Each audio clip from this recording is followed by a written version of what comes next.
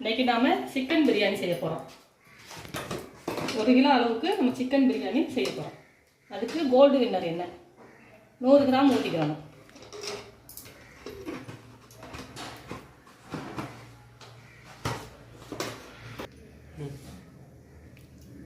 இந்த சூடானதும் வெங்காயம் 200 கிராம் வெங்காயம் நறுக்கி வச்சுருக்கேன்.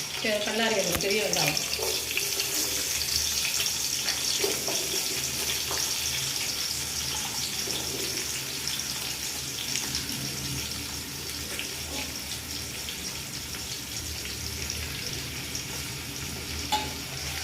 வெங்காயத்தை போட்டாச்சு. வெங்காயம் நல்லா வதங்கட்டு ஃபஸ்ட்டு.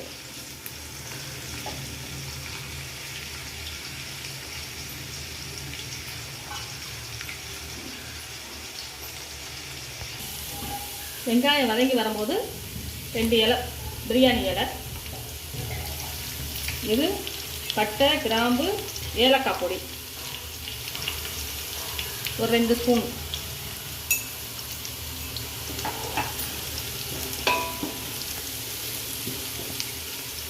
நம்ம முழுசாக போடுறது கட்டில் பொடி பண்ணி போட்டால் நல்லா வாசமாகவும் இருக்கும், நல்லா டேஸ்ட்டாகவும் இருக்கும்.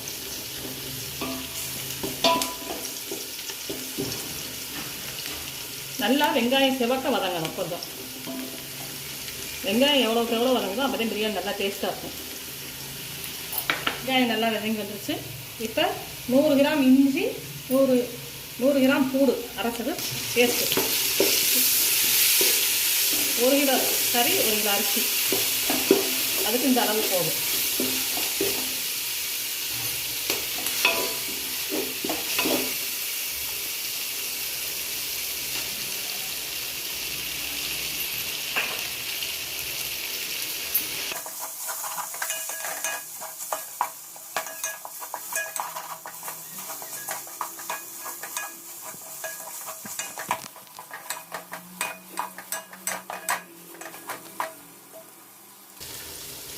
இப்போ 150 கிராம் தக்காளி நறுக்கி வச்சுட்டு அதை போட்டு வந்து 3 பச்சை மிளகா, உரப்பு வேணும்னா நீங்கள் இன்னும் கொஞ்சம் போட்டுக்கலாம்.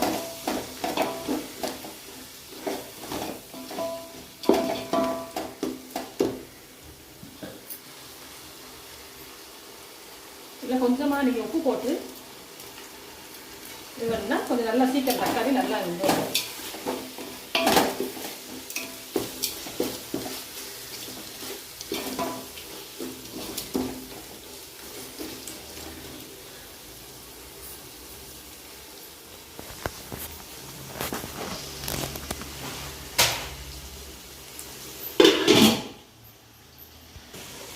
மிளகா பொடி 1 ஸ்பூன்,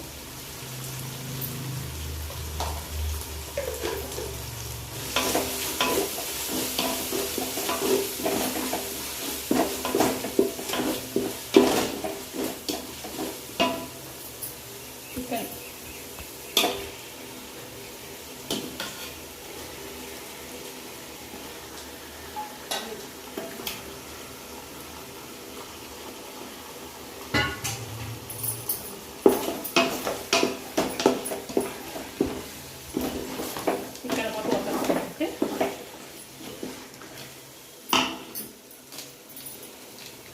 இது நவீன் சிக்கன் 65 பொடி. உங்கள் ஊரில் கிடைக்குதான்னு தெரியல. நிறைய பேர் பிரியாணி பொடி போடுவீங்க. பிரியாணி பொடி போல் எந்த 65 பொடியாக இருந்தாலும், ஆச்சி சக்தி எதாக இருந்தாலும் சரி, இந்த 65 பொடி போட்டு பாருங்க, நல்லா டேஸ்ட்டாக இருக்கும். இதில் ஒரு பாக்கெட், இது 10 ரூபா பாக்கெட் ஒன்று போட்டிருக்கேன்.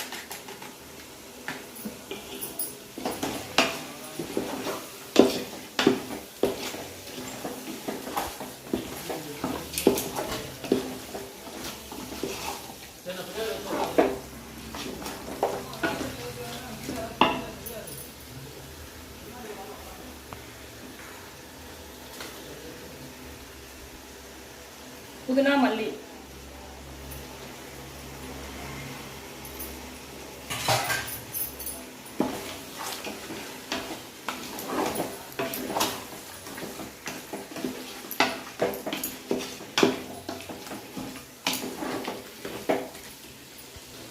அப்புறம் தயிர், ஒரு பாக்கெட் தயிர்,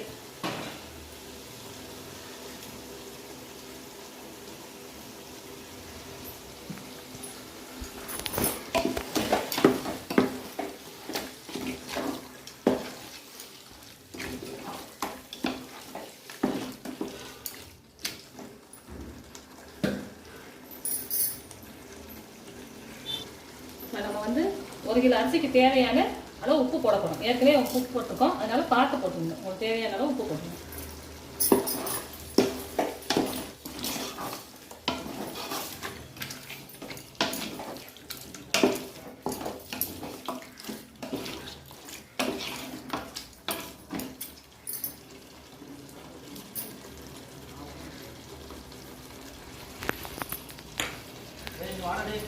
ஒரு கிண்டு கிண்டி விட்டு மூடி வச்சுருங்க.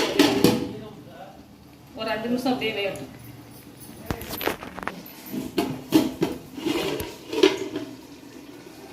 இப்போ கறி நல்லா இந்த மாதிரி வந்து தண்ணி விட்டு வெந்துருக்கு. நல்லா கொஞ்சம் 5 நிமிஷம் வெந்துருச்சு. இப்போ தண்ணி கறியிலே தண்ணி விட்டு நம்ம தண்ணி எதுவும் ஊற்றலை, இதுவே தண்ணி நல்லா விட்டு வந்துருச்சு. இப்போ இந்த அரிசிக்கு தேவையான அளவு தண்ணி. நான் இப்போ சீரக சம்பா அரிசியில் செய்கிறேன். 1க்கு 1.5. நீங்கள் எந்த உலக்கில் எந்த இதில் போடுறீங்களோ அளவு அதில் 1 டம்ளர் போட்டிங்கன்னா அதுக்கு 1.5 டம்ளர் தண்ணி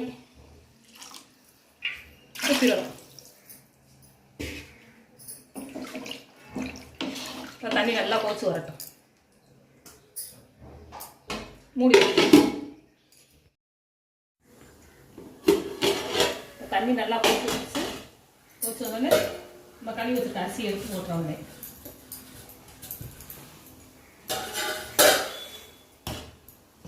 நல்லா கழுவி தண்ணியை வடிகட்டி வச்சுருக்கு. அதை அப்படியே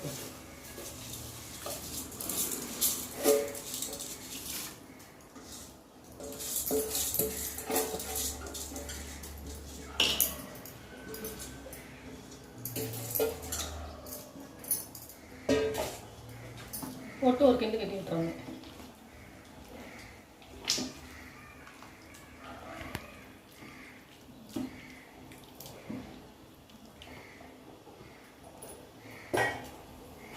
இது மூணு இப்போ குழம்பு சோறு நல்லா வெந்து நல்லா வந்துடுச்சு. முக்கால் பழமாக இருக்குது. இப்போ வந்து லெமன் ஒரு லெமன் ஊற்றிருக்கு. அதோட நெய்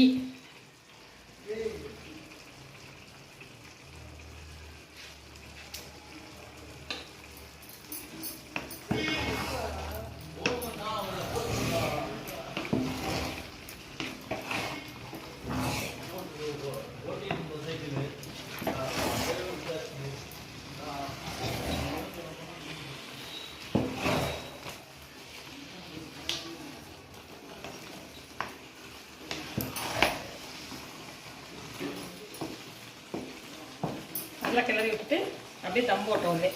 தீயை குறைச்சி வச்சு தம் போட்டு விட்டு வந்தேன்.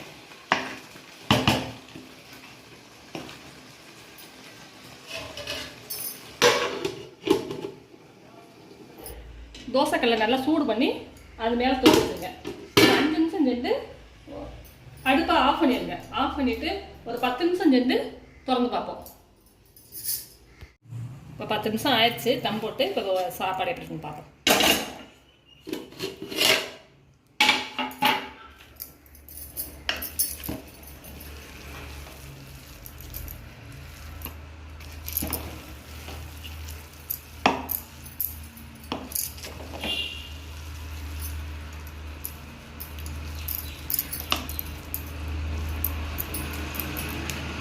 அவ்வளோதே, பிரியாணி ரெடி. நீ சாப்பிட்லாம்.